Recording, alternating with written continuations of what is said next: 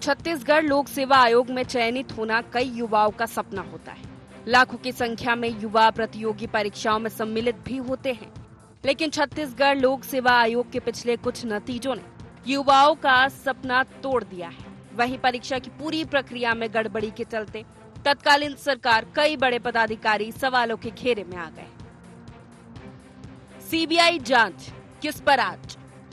छत्तीसगढ़ लोक सेवा आयोग की परीक्षा में अंधेर गर्दी, जनप्रतिनिधियों अफसरों पर रिश्तेदारों की भर्ती का आरोप।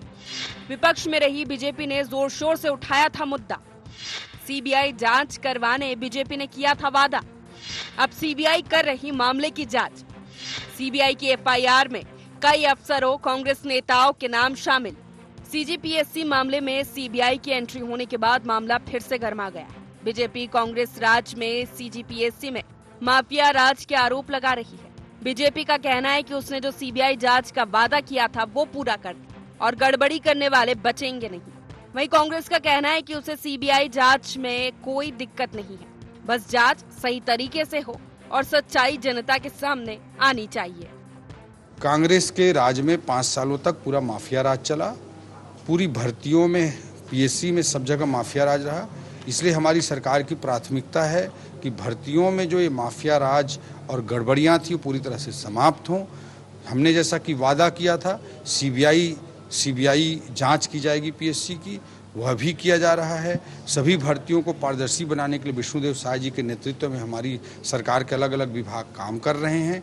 आने वाले समयों में कांग्रेस के 5 सालों की तुलना में कई गुना ज़्यादा भर्ती भी होगी और ईमानदारी और ट्रांसपेरेंसी के साथ विष्णुदेव साय जी के नेतृत्व में सरकार भर्ती करेगी। जांच होनी चाहिए, कोई दिक्कत नहीं है, सही तरीके से जांच हो और इसमें जो सच्चाई है वो सामने आएगा। छत्तीसगढ़ में विधानसभा चुनाव के दौरान भाजपा ने जिन मुद्दों पर कांग्रेस और भूपेश सरकार की घेराबंदी की थी, उसमें सीजीपीएससी घोटाला महत्वपूर्ण था। बीजेपी ने अपनी सरकार आने पर युवाओं के साथ अन्याय और दोषियों को जेल भेजने का वादा किया था। अब देखना यह है कि सीबीआई के हाथ जांच आने के बाद इस मामले में किस पर आंच आती है। कैमरामैन रुपेश के साथ राहुल अग्निहोत्री की रिपोर्ट।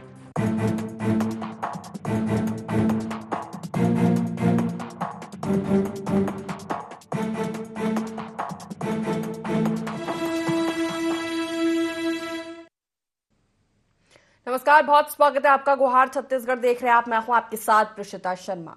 सीबीआई जांच किस पर आज? जी हां, सीजीपीएससी या कोई भी कॉम्पिटिटिव एग्जाम जिसमें लाखों की संख्या में बच्चे शामिल होते हैं, कड़ी मेहनत करते हैं और उसमें सिलेक्ट होने का सपना देखते हैं, लेकिन जब ऐसा हो कि पूरी प्रक्रिया ही गलत हो जाए, गड़बड़ी पाई जाए, चाहे कोई भी जिम्मेदार हो, लेकिन उन स्टूडेंट्स का क्या जो दिन रात मेहनत करते हैं, जो अच्छा भविष्य का सपना देखते हैं। ऐसा ही हुआ सीजीपीएससी में। तत्कालीन कांग्रेस की सरकार पर, अधिकारियों पर कई गंभीर आरोप लग रहे हैं। एफआईआर में भी नाम शामिल बताए जा रहे हैं बहुत से अधिकारियों के।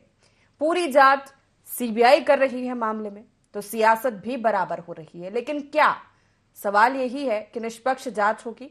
क्या सिर्फ जांच काफी है? इसी मुद्दे पर आज हम चर्चा करने वाले हैं। उससे पहले जान लेते हैं गुहार के पॉइंट्स क्या है। सीजीपीएससी घोटाले की तह तक पहुंच पाएगी सीबीआई? किस तक पहुंचेगी सीजीपीएससी घोटाले में सीबीआई जांच की आज? क्या सियासी संरक्षण के बिना हो सकता है इतना बड़ा घोटाला? फिर तो केंद्रीय एजेंसियों की भूमिका पर नहीं उठेंगे सवाल।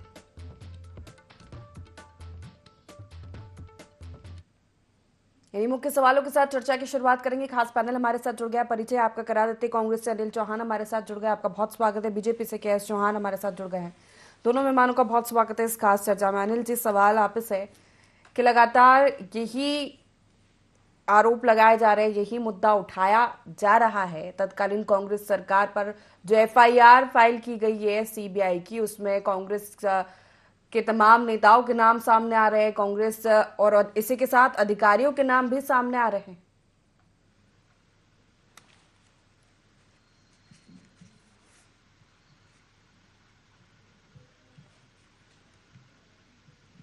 अनिल जी, मेरी आवाज मिल पा रही है आपको?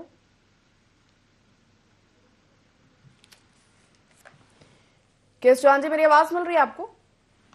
जी, मुझे मिल रही है। बिल्कुल, सीबीआई जांच को लेकर एक बार फिर सियासत देखने को मिल रही है छत्तीसगढ़ में। ये विपक्ष सवाल उठा रहा है कि अगर जांच हो रही है तो जांच निष्पक्ष होनी चाहिए, जो दोषी है उन पर कार्रवाई होनी चाहिए, तो ही एजेंसियां सही होंगी। जी, मेरे से सवाल ये जी। प्रीशिता जी, सबसे पहली बात तो ये है कि हमारे जब चुनाव हो रहे थे तो हमारे प्रधानमंत्री आए थे यहाँ पर, और उन्होंने लगभग हर अपने उद्बोधन में ये वादा किया था छत्तीसगढ़ के युवाओं से, छत्तीसगढ़ की जनता से, छत्तीसगढ़ के युवाओं के अभिभावकों से, पूरी छत्तीसगढ़ की जनता से कि न्याय होगा और जिसका जो हक है वो उसे मिलेगा। जिसने गड़बड़ियां की हैं वो सलाखों के पीछे जाएगा, कड़ी से कड़ी कार्रवाई होगी और आने वाले लोगों को सबक भी मिलेगा। लेकिन प्रश्न ये उठता है कि ये पहले क्यों नहीं हुआ? ये पहले इसलिए नहीं हुआ कि सीबीआई जांच को और एसीबी एंटी करप्शन ब्यूरो को बैन करके रखा हुआ था भूपेश बघेल ने। क्यों? क्योंकि वो उनको अपना माफिया राज चलाना था। एक सीजीपीएससी इतनी बड़ी परीक्षा को लेकर गड़बड़ियां हुई। गड़बड़ियां कैसे होती हैं? बहुत मतलब ये गंभीर बात है जिसको हाई कोर्ट ने भी ये मतलब क्वेश्चन उठाया कि ऐसा कैसे हो सकता है। बहुत गंभीर बात है। गड़बड़ी कैसे होती है प्रीशिता जी की सीजीपीएससी का अध्यक्ष सोनवाने, उसका बेटा और बहू ये सिलेक्ट हो जाते हैं। उनके बड़े बेटे का बेटा, बड़े भाई का बेटा और बहू भी, उसके बाद उनकी बहन की बेटी, उसके बाद आ जाइए सचिव के बाद सचिव का लड़का, उसके बाद आ जाइए राज्यपाल के सचिव के बाद उनका लड़का और लड़की नेहा और निखिल, और उसके बाद आ जाइए जनप्रतिनिधि कांग्रेस की जनप्रतिनिधि सुधीर कटियार का बच्चा, और उसके बाद राजेंद्र शुक्ला की बच्ची। तो ये सब पाए जाते हैं। 171 तक जो आना है उसमें डिप्टी कलेक्टर और बहुत बड़े बड़े पद के लिए जो चयनित होते हैं वो इनके बच्चे होते हैं। हमारे पूर्व मुख्यमंत्री बहुत ही बेशर्मी के साथ ये बोलते हैं कि क्या अधिकारियों के और राजनेताओं के बच्चों को पढ़ाई लिखाई और परीक्षा पास करने का कोई हक नहीं? बिल्कुल हक है साहब, बिल्कुल हक है। लेकिन जब आपके ऊपर प्रश्न उठते हैं, जब आपके ऊपर ये होता है कि जब अधिकारी के बच्चे या कोई जो उनको कोई फायदा ना मिल जाए तो वो अधिकारियों को अलग कर दिया जाता है। अगर किसी स्कूल का पेपर लीक हो रहा है तो उंगली तो प्रिंसिपल के ऊपर पहले उठेगी, और वो उंगली अब सीबीआई जांच जो हो रही है, सीबीआई जांच क्यों नहीं करा रहे थे? उच्च स्तरीय जांच क्यों ना रहे? ये तो ईओडब्ल्यू की भी जांच नहीं करवा रहे थे, कुछ उनको सपोर्ट ही नहीं कर रहे थे। वो तो भारतीय जनता पार्टी की सरकार आई, उसके बाद ये सभी चीजें खुलासा होनी चालू हुई। क्यों खुलासा होनी चाहिए? एक प्रश्न पत्र में क्या लिखा था प्रीशिता जी? हनुमान सिंह जी के बारे में पूछा गया था और वीरभद्र सिंह जी के बारे में लिखा गया। उनको 5.5 अंक मिलता है 8 में से, और उसके बाद एक परीक्षार्थी ने जो सही लिखा है उसको 4 अंक दिया जाता है। तो ऐसे करके परीक्षा के पेपर किए जाते हैं। तो आप खुद बताइए। और दूसरी बात यह है कि इनके ही बच्चे क्यों? तो ये पूरा अंदेशा जाता है। सीबीआई के प्रवक्ता जो हैं उन्होंने भी बोला है कि फिर से एफआईआर कर दी गई है, पूरी जांच हो रही है और बहुत सारे तथ्य हमारे को मिले हैं। ऐसा अंदेशा लगाया जा रहा है कि पेपर पहले से इनको पता थे, इनको पेपर पहले से प्रोवाइड कर दिए गए थे, ऐसा अंदेशा लगाया जा रहा है। कई न्यूज एजेंसियों ने भी इसकी पुष्टि की है। जवाब ले लेते हैं। कांग्रेस से संदीप दुबे हमारे साथ जुड़े हुए हैं। चलिए ठीक है। वरिष्ठ पत्रकार पीसी रज्जी का मैं रुख करूंगी।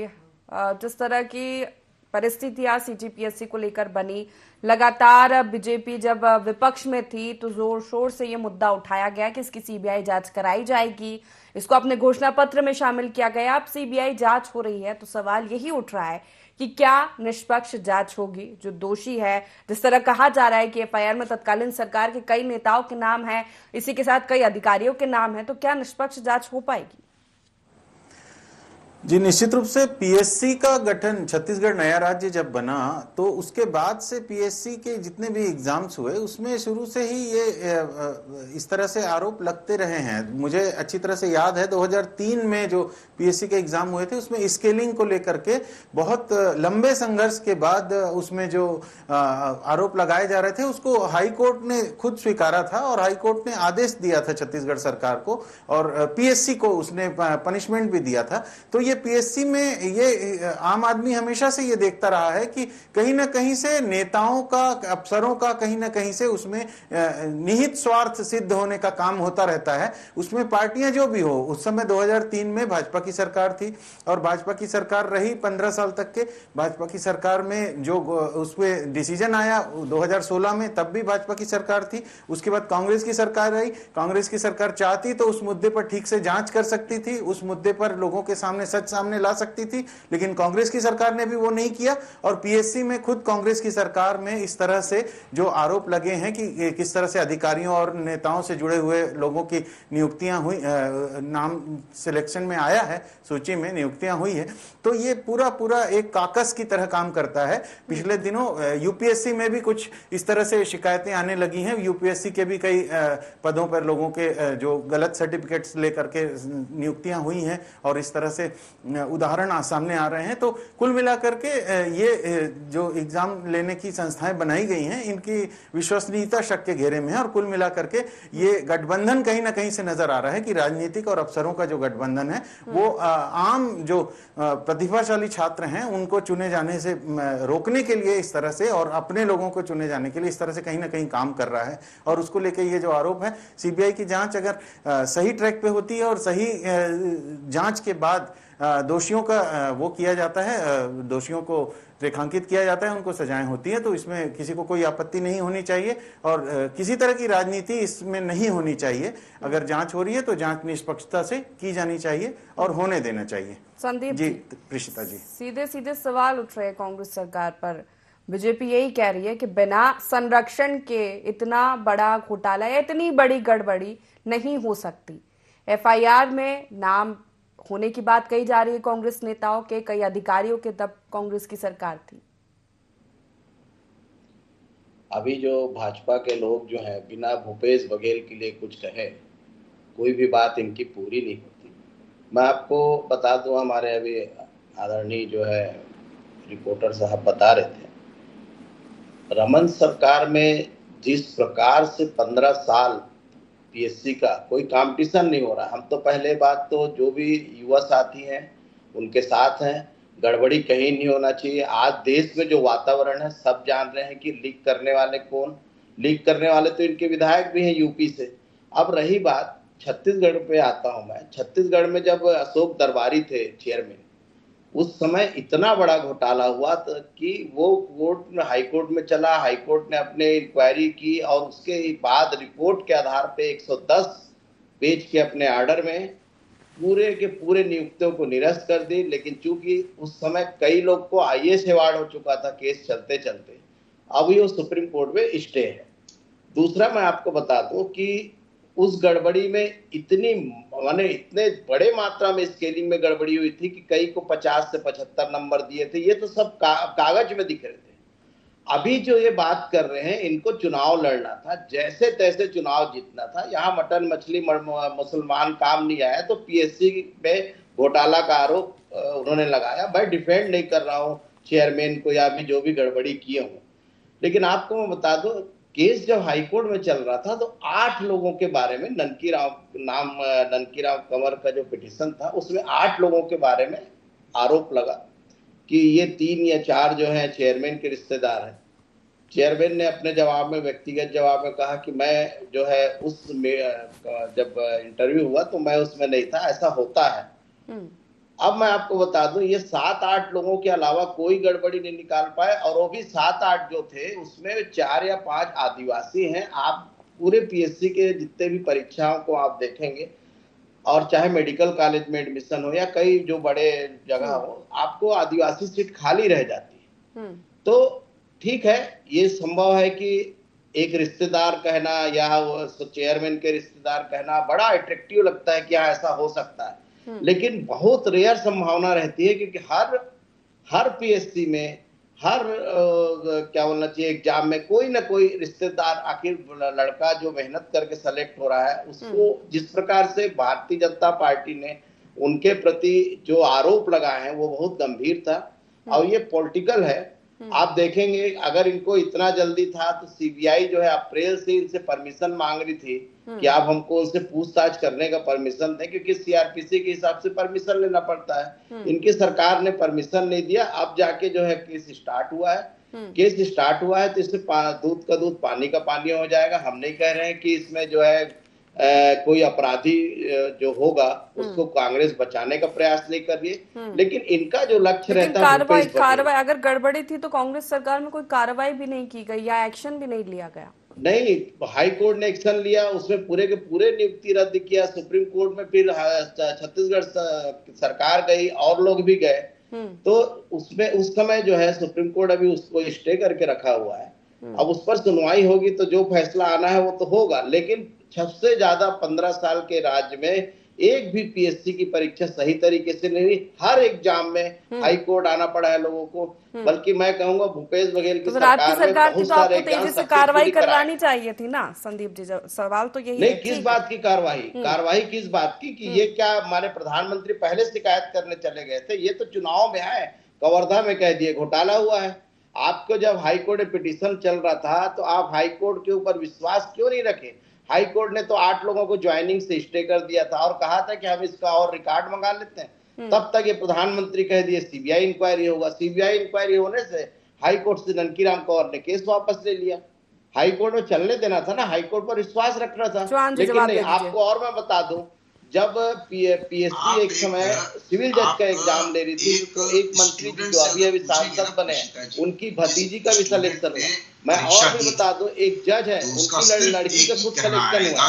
तो अब इसमें आरोप कैसे लगाए? मान लो मंत्री अपने भतीजे को सिलेक्शन कराया या जज ने अपने लड़के का कराया, लड़की का कराया, वो भी हाई कोर्ट में पिटीशन आया, लेकिन बाद में हाई कोर्ट में पिटीशन वापस ले लिया जाता है, वापस ले लिया जाता है, वो जाने। लेकिन आप पूरे देश जवाब ले लेते हैं। क्या डॉक्टर का बेटा मेडिकल नहीं एमबीबीएस नहीं करता? क्या वो डॉक्टर ही उसको सेलेक्ट कराया रहता है? तो कहीं ना कहीं एक प्रशासनिक सेवा में जो लोग हैं प्रशासनिक सेवा में जाते हैं, और ये जो बता रहे हैं 8 लोगों का, सिर्फ इस आंकड़े के आधार पर बता रहे हैं कि ये 8 रिश्तेदार हैं। अदरवाइज कोई भी आरोप इनके पास नहीं है कि स्केलिंग हुई है या पेपर लीक हुआ है या किसी प्रकार का प्रश्न पत्र पाया गया या उत्तर पुस्तिका में उनके हैंडराइटिंग अलग अलग है, किसी प्रकार का भी नया पाया गया। खैर चलो, अभी इनिशियल स्टेज है, सीबीआई जांच कर रही करे, लेकिन इसको जल्दी इंक्वायरी करे। अब महादेव जैसा नहीं कि सरकार चेंज हो गई तो भी आप कुछ नहीं कर रहे, साइलेंट बैठे हुए हैं, तो आप उसको राजनीतिकरण मत करें, क्योंकि युवाओं के भविष्य का भी सवाल है। बिल्कुल, जवाब ले लेते हैं। ऋषिता जी, आपने पूछा कि आपके समय में इतनी ज्यादा जांच क्यों नहीं हुई, तो उसके बारे में माननीय प्रवक्ता कुछ नहीं बोल पाए, और अभी घंटे गिन रहे हैं, दिन गिन रहे हैं कि इतने महीने हो गए, 2 महीने हो गए सीबीआई की जांच नहीं हुई है, और उसका ये अभिवादन भी नहीं कर रहे हैं, ये वेलकम भी नहीं कर रहे हैं कि सीबीआई की जांच होनी चाहिए उन लोगों के लिए जो लोगों ने परीक्षा दी है, जो लोगों ने रात